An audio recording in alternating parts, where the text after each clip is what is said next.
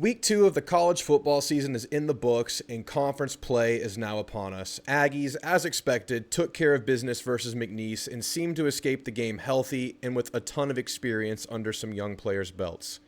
The same cannot be said about some other teams across the country where multiple large betting favorites were challenged, or in the case of Notre Dame, lost. Now, before we get into the Aggies, and we'll talk a lot about them, let's start here because obviously we have some familiarity with the Fighting Irish, and I'm not here to make any kind of sweeping statements or claims about the Notre Dame football program. But it was obviously a horrendous loss, and in turn, a really bad look for Texas A&M, who failed to put up as many yards on Notre Dame as Northern Illinois did. Does A&M's home loss to a team that turned around and lost to a G5 school the next week at home mean that A&M is a lousy team that lost to another bad team at home in week 1? Maybe. Definitely maybe. It's on the table. It's unnerving. It feels bad. It's a bad look. And it'll surely allow doubt to creep into our minds. But what is also true is that was A&M's first game under a year 1 staff. A&M is set to improve more over the course of the year as they learn each other. And I mean players and coaches both learning each other's strengths and expectations. In the case of players, it's familiarity with the playbook, adding more wrinkles to that playbook, learning expectations, getting comfortable in your new routine and rhythm. For coaches, it's learning your personnel. It's learning your go-to players and plays in in-game scenarios versus what you thought you learned in the preseason camp and through the offseason. It's learning on the fly. A&M is set to improve a whole lot from week 1 to week 14 or whatever it is on the regular season. So that won't be the same A&M you see in a couple weeks. Still scary, though. What is also true, unfortunately for Notre Dame, is that Marcus Freeman has done this before.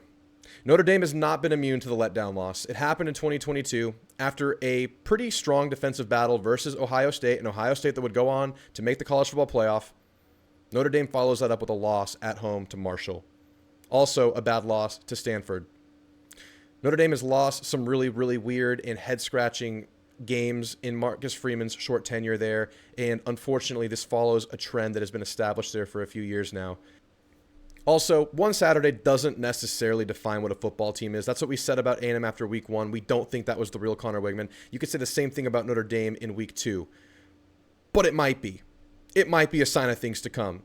It could be a terrible sign for both A&M and Notre Dame that they're going to go out there and trot out anemic offenses with a bad passing game and, not really play complementary football at all and just kind of have a lackluster year.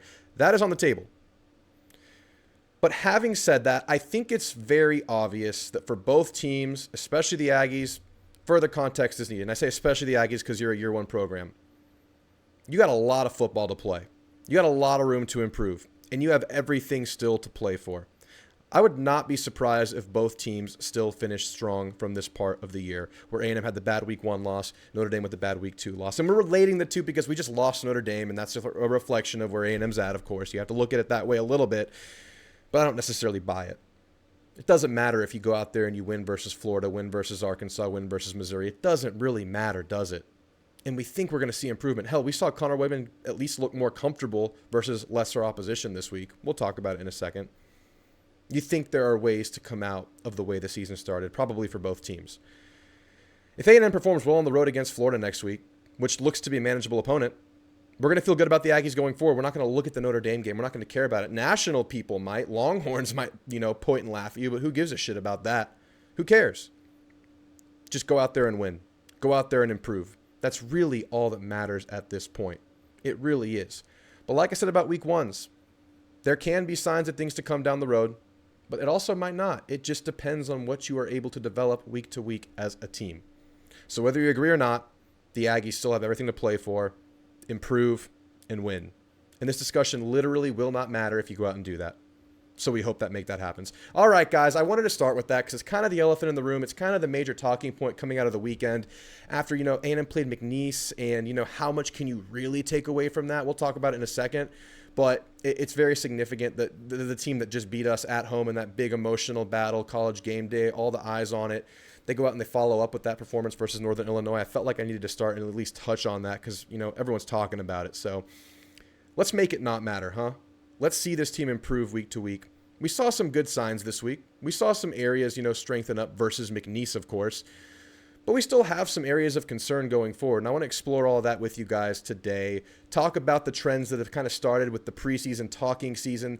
We had more context in week 1, more context in week 2, and now we're really getting into this big litmus test versus Florida, kind of going to determine where the season's going to go, in my opinion, and in the opinion of many of you guys.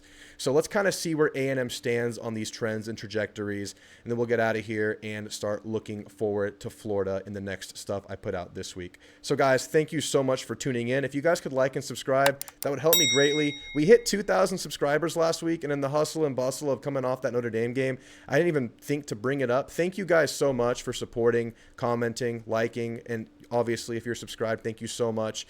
We've grown a lot. It's been a lot of fun, and I really, really appreciate you guys. I want this to be a great forum for Aggies and college football fans to come together, and it's been just that. I had a lot of fun on that watch party for the McNeese game this Saturday, and we'll do the same thing for Florida this weekend. So if you're watching from home, it's an away game, you're probably not going to it.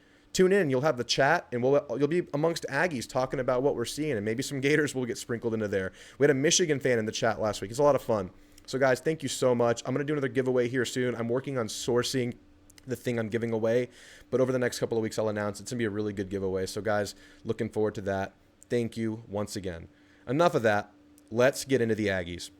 So I'm going to start with some overarching thoughts about the McNeese game. So as we said after week 1 and leading into the McNeese game, we really weren't going to get definitive answers in a game versus an FCS opponent, given the talent discrepancy, the size and athleticism discrepancy. But we're ready to follow trends, and we're ready to check on the team and see where we are in some of the storylines that have been developing over the course of the short season. I want to check the vibe of the team coming off of an emotional week 1 loss.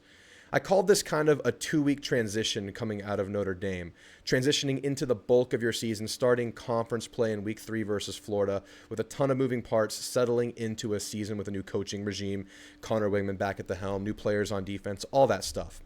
We talked about getting right for the true barometer for the season in a lot of people's opinions in this Florida game, a game that will really tell us where the Aggies are at and going to be in the season. Now, some overall things we were looking for. We got versus McNeese. Simple stuff. You didn't take any steps back, I don't think, in these areas. We called for A&M to start fast. No hangover, no looking back, no lingering effects. And we got that. A&M started the game with a scoring possession for the entire first half.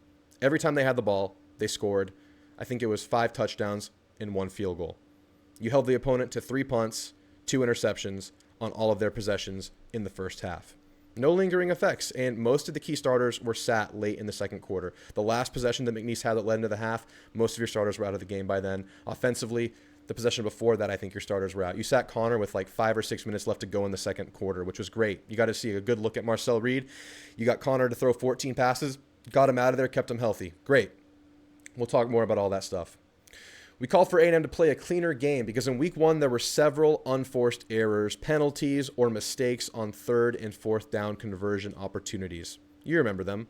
The busted offsides, draw attempts, false starts, interceptions, bad balls like the one to E.J. Smith that would have been a huge first down on the opening drive, self-inflicted wounds. And, yes, it was McNeese. Mistakes like these could have probably been absorbed and not been a big deal. But you limited yourself to 3 penalties. You didn't turn the ball over. You didn't have a bunch of just blunders on the game. You played clean, and that's stuff that you can control and show versus inferior opposition. You controlled what you can control, and you took care of that. Good. Great. You maintained the status quo there. Don't go up and screw up a game versus an FCS opponent. That's good. We also hoped for an injury-free game, of course, and I'm pretty sure we got that. We haven't heard of anything. No one left the game. In fact, players with minor injuries were able to rest this game. Scooby Williams didn't play.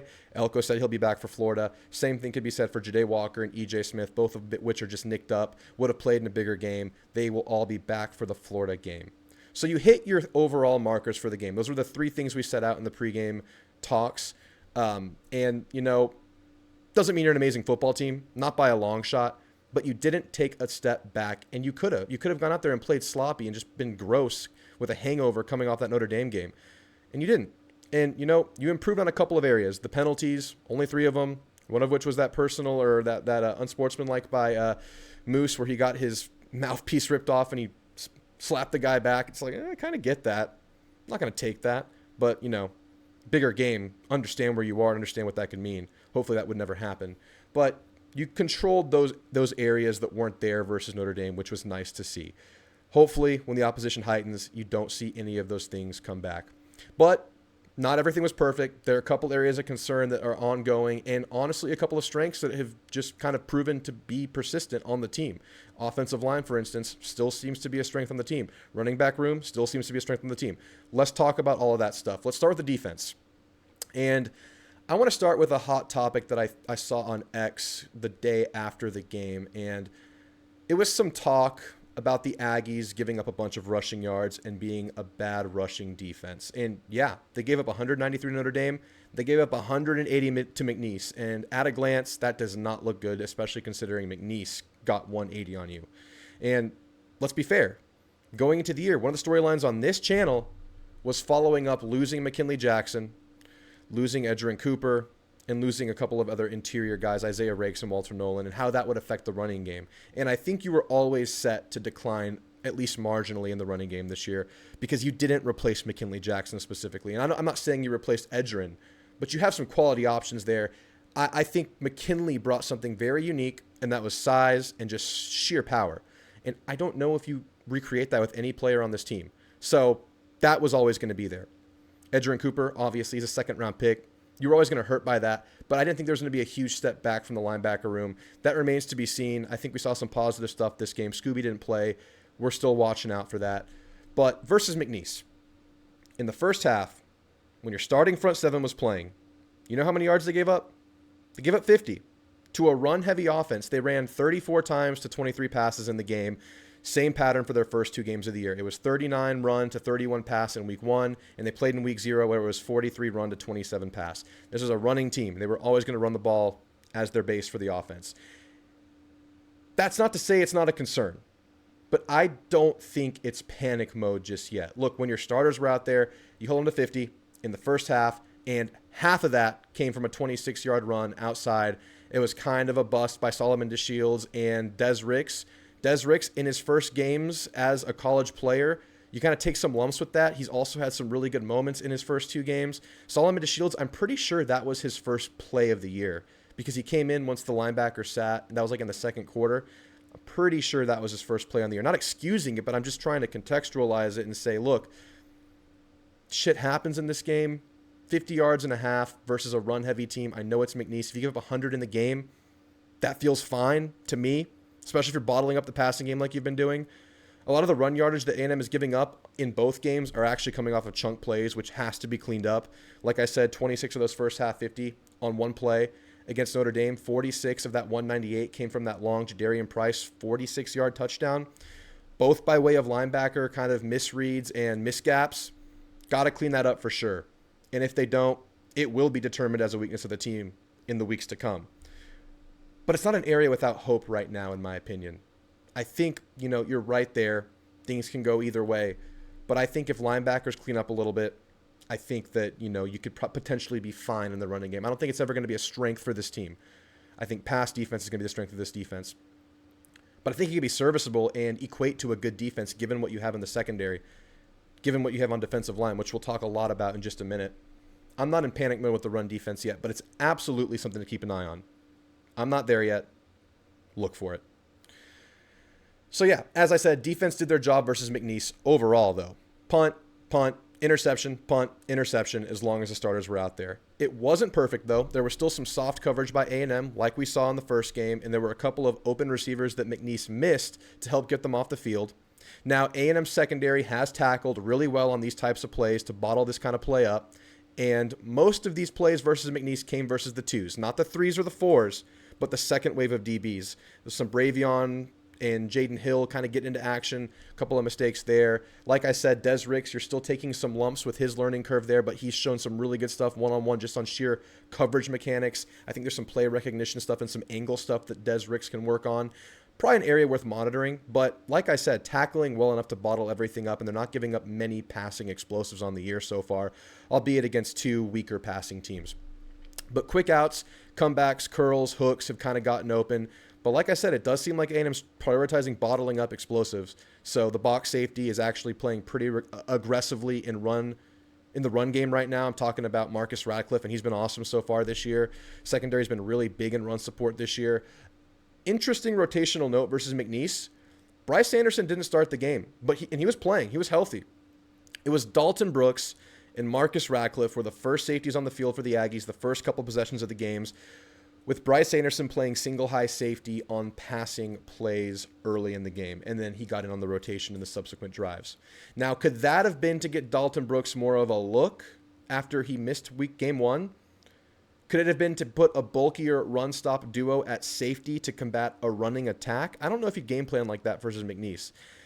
Or is this what we're going to expect to see going forward? Is those two guys starting, really good run supporters right there, and then Bryce Anderson just kind of playing passing downs? Something to keep an eye on for sure. But regardless of whatever shakes out, this safety room looks to be an absolute strength of the team, because behind that, you still have Trey Jones. Miles Davis looked awesome in junk time in the game. He looked really, really promising. You still have Jared Kerr with a ton of experience. You have a lot of guys out there that can play.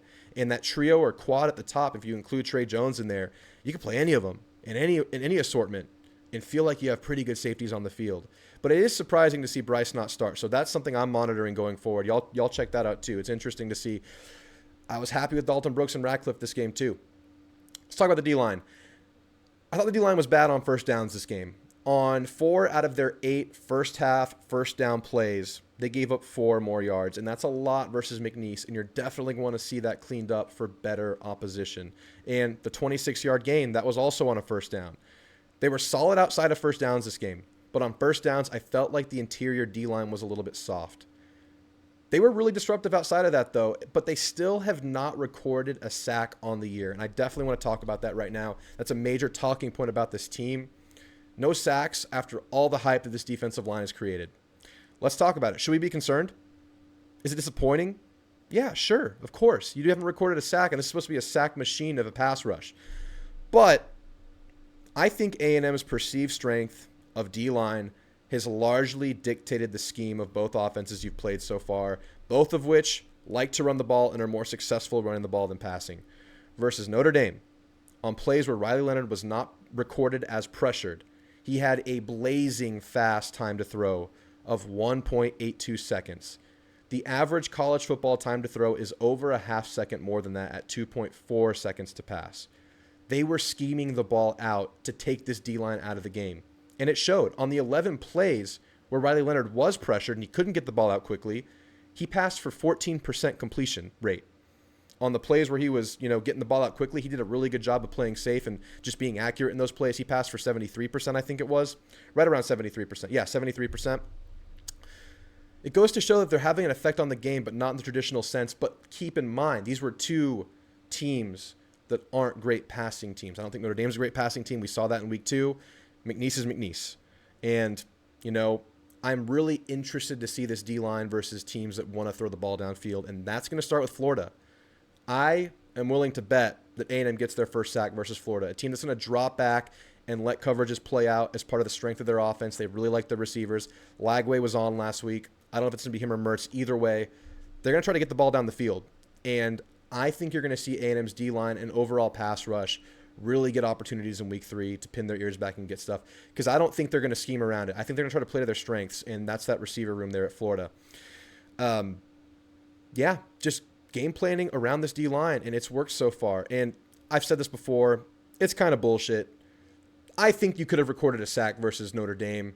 That play where Scorton tackled Riley Leonard and he kind of dove forward and got the ball close to the line of scrimmage, I think he was short of the line of scrimmage. They could have recorded it as a sack. Regardless, 0 sacks on the year. Whatever the reasons are, I would still like to see a number in that column as of right now, so I'm definitely keeping an eye out for it. I'm still seeing individual battles be won on passing plays, though. I'm still seeing the pocket collapse. Quarterbacks just getting the ball out because that's what they're being taught to do when they play Texas A&M. McNeese's six-shooter, which was an awesome name, by the way. Crazy name. That's actually his name. That's not a nickname. It's in the roster. That means it's his name, right? It's kind of crazy. He had a time to throw of 1.99 seconds on non-pressure plays. Clearly a game plan, given that it is extremely, extremely fast. But it was only for a 43% completion rate, so he was not as accurate as Riley Leonard was in that game plan. And, I think DB's played pretty good for A&M. I think we have a good DB room. So obviously, you want to get home on some pressures, but in the 2 games, the defensive line has dictated the offensive game plan. And versus Notre Dame, the defense did play well enough for A&M to win the football game. It was the offense that didn't help them out. Keep that in mind as well. Regardless of the sack number, the defense overall held them to 13 points with 3 minutes left in the game. Offense should be able to win a game like that, and they didn't get it done. Last point on the defense. I thought the linebackers played pretty well in their gap assignments, especially the ones who in this game were Sanford and York because Scooby Williams rested this game. Okay for Florida. The one explosive run they gave up, the 26-yarder we were talking about earlier, was when Torian was already done for the night. He didn't play again after that. Like I said, Ricks didn't recognize the run, and DeShields was late to the gap. I think it was literally DeShields' first play of the season, and Ricks is a young player. Like I've been saying, you're going to take some lumps with that. He will get way better over the course of the year. He's shown some really good coverage stuff already and some good tackling already. I thought Damian Sanford played really, really well outside of maybe one bad coverage bust. I still remain very hopeful that this linebacker core can develop into a strength for A&M. I still trust Torian York. I still trust him getting guys aligned. I really like Sanford and Scooby. Good rotation. Lockhart went out there late in the game. I thought he was a standout in that fourth string wave of players. I still am not out on this linebacker room by any stretch. Let's see how it does versus Florida. All right, guys, I think that about covers where we're at on the defense. Now let's talk offense. So we got under 2 quarters of Connor Wigman today, and obviously that was the talking point coming out of Notre Dame. But he was able to go out, pass 11 for 14, 2 touchdowns, and earn the highest quarterback PFF grade of week 2 after recording the lowest in week 1, and of course, against McNeese. But it was about feeling good and having fun again, in my opinion, for Connor Wigman. I just wanted Connor to go out there and feel some positivity and gain some rhythm after what he probably dealt with that Saturday and Sunday, knowing how he played, knowing how people saw how he played at that stage, living with that the whole week. I just wanted him to go out there and just play football, smile, give us a reason to smile, and have some good vibes and good feelings coming out of the game. And I think he was able to do that, especially on that last drive of the game where it was just a clean drive with a bunch of completions that ended in a touchdown. Now, there were still a few plays where he held onto the ball a little bit long. One at the goal line where it didn't seem like anybody got open. I have to wonder if there was an assignment error on some of the wide receiver routes on that play because a lot of people were running to the same spot. Receiver schematics and playbook stuff has kind of been shaky early in the year. We also had another alignment issue where Connor was calling receiver in motion and 2 receivers went into motion, got a penalty there. I have to wonder if there's still some issues there. Feel like that stuff gets cleaned up over the course of the year because it was better than week 1. Still happened, though. And there was another play where Trey Watson was open, but the umpire was standing in front of him. Connor missed some open short routes. Connor eventually got the ball to Watson, but it was low and it was dropped. A couple of bad plays by Connor, but overall, just got the ball out, was accurate, looked way more poised, and had some good feelings in the game, getting a couple of touchdowns and going 11 for 14 passing. Also ran for 40 yards on no quarterback design plays, all scrambles. But with the receivers, I'm still not totally comfortable yet. We had another alignment penalty, like I was just saying, one of the few penalties we had in the game. And I still think they're still learning the offense, learning where they're supposed to be, increasing that processing speed. Let's see that get cleaned up because that's going to have to help Connor out. The O-line's playing well. Connor found some rhythm this game. If you're going to want to go out there and have a good game versus Florida, let's see the receivers take another step too. But I will say they left the ones out longer in this game. They took Connor out. They took some O-linemen out, stopped playing the 1-2 running backs. They left the receivers out late, and I think they got better over the course of the game. And in really, really positive news, Moose Muhammad played pretty well outside of the unsportsmanlike and a couple of bad plays. But we heard Elko say that he cleaned up his week of preparation this week and he earned the right to play. Hopefully a sign of things to come for Moose because this offense is one that calls for as many playmakers as possible right now. We found Terry Busty this game. You got Noah Thomas on a nice red zone touchdown. But getting Moose Muhammad in action would be absolutely huge for this offense. And you need him. You need them. You need weapons, man. You need weapons. The tight ends were involved in the passing game this week. I thought Theo Mellon-Orstrom, the Swede, Thor, looked the most confident and free he's looked in maroon and white, blocking and running routes today. He had one reception, but I just thought he played a little bit looser today versus McNeese, of course, but hopefully he can build on that. Hopefully he can hold on to that. Theo, Calhoun, and Watson all had a reception this game. Blocking was a little bit better, but still leaves some room for improvement. I'm still keeping an eye on that right there. But I thought the tight ends overall had a pretty positive day out there. I thought the mainstays on the O-line were absolutely awesome, especially in pass pro. Zune, Basantis, Reed Adams, just awesome staples to this offensive line. And you know what? I think Crownover might be rounding a corner, guys. He's got better over the course of the Notre Dame game. You know, a few combo blocks and climbing up to the linebacker issues between him and Reed Adams, but that was like 2 or 3 plays on the game, and running backs were able to just make lemonade with those plays. But I think Crownover's looking good, man. He was like the second highest graded player on the offense this game. Just looks way cleaner and way more consistent than he did before. I think the whole O-line was good besides those couple of plays where the right side failed to climb to the linebacker. But like I said, you have good running backs and they're making it happen. If you clean that up, I think this O-line could be good because they were good versus Notre Dame versus a good front with Notre Dame as well. So if that translates into conference play, I think this O-line might be a nice stabilizing force for this offense. The word I keep saying, stabilizing force for the offense. And even Fayu and Shanahan, who split time at center this game, thought they all played pretty well. And an underrated aspect of the 3 centers we've had play this year, in 2 games we've had 3 centers play like in the heat of games. It's been Shanahan, Fayu, and Nebo before he went out for the game. Knock on wood, good snaps this year with 3 different dudes in there. I thought the backups of the O-line played pretty well too. Adam Cushing's doing a really good job, guys, because these are Adazio guys. 1 year later, under Adam Cushing, it might become the strength of this offense, man. And that was a talking point. Someone asked Elko that in the preseason camp cycle of press conferences. He said, I'd be hard-pressed to call it a strength, but we think we're making strides. It might be the freaking strength of this offense. It's getting better. It was McNeese. Let's see it translate versus Florida. Good vibes, good feelings coming out of this game where you had to get that and you didn't take a step back. That's good. But clean up those combos on the right side. I'm keeping an eye out for that. That's the only kind of area of concern on the O-line. And then tight end blocking as well. Still a little bit of a concern. Like I said, kind of hinted at a second ago. And as you saw, both Le'Veon and Amari helped the offensive line out on those couple of busted right side of the O-line mess ups. They were able to make lemonades, kind of spin out or just lean forward and get positive yardage. Those are 2 powerful and explosive backs, man. A solid tandem. Le'Veon was able to escape with minimal wear and tear with only 9 runs on the night. Amari with 13 runs on the night for 84 and 75 yards respectively. Both were really, really strong in pass pro, and that's been an area of weakness over the last couple of years. Let's see them keep building on that versus Florida, guys. I mean, this running back room, even without Ruben Owens, who, if he was here, oh my goodness, but even without him, that tandem, if they stay healthy, really, really good. And you'll get E.J. Smith back next week too. But all right, guys, that kind of sums up what we saw from key players. I'm not going to get too deep into the backups we saw. Kind of messy, but a couple of standouts. I mentioned them both, Lockhart, Miles Davis. I have a feeling within 2-3 years, those guys are staples on this defense. Remember the names. I still want to see more from the backup of the interior O-line. Hicks, Rodas Johnson, GBD. They're going to be needed, and they're an injury away from being mainstays on this team. Keep an eye on them. They need to find consistency, so I have that area circled as well.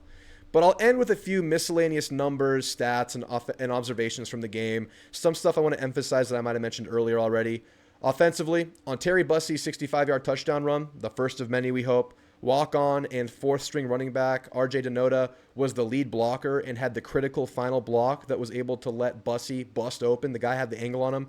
Notre got the lead block. Maybe that's something to build on. Maybe an H-back role. Maybe some kind of blocking role. He's a big dude at 6 foot, 215. Keep an eye on it. Balanced offensive attack, 32 passes, 34 runs on the day with 13 zone scheme runs, 20 gap scheme runs. Last year, that was like a 2-to-1 ratio zone. Clearly, we're seeing Colin Klein's scheme at work with a lot more pulling gap scheme plays. Cyrus Allen led the team with 7 targets. Seems like a favorite target and a guy that gets open a lot for Connor Wigman. Something to build on.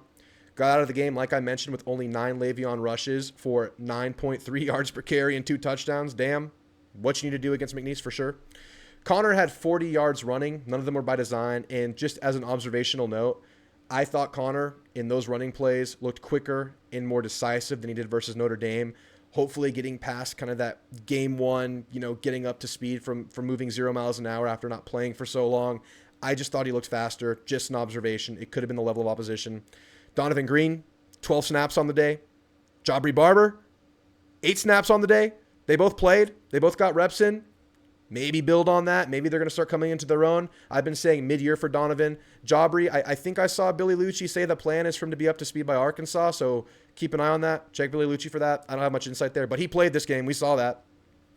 Basantis, Zune, Reed Adams led the offense with 53 snaps each. The next highest was 40 snaps from Cyrus Allen. Good rest for the offensive players and even more rest for the defensive players. The defensive starters barely played. Like, they barely played in the game. Sanford, Lee, Jones, Radcliffe, all under 20 snaps.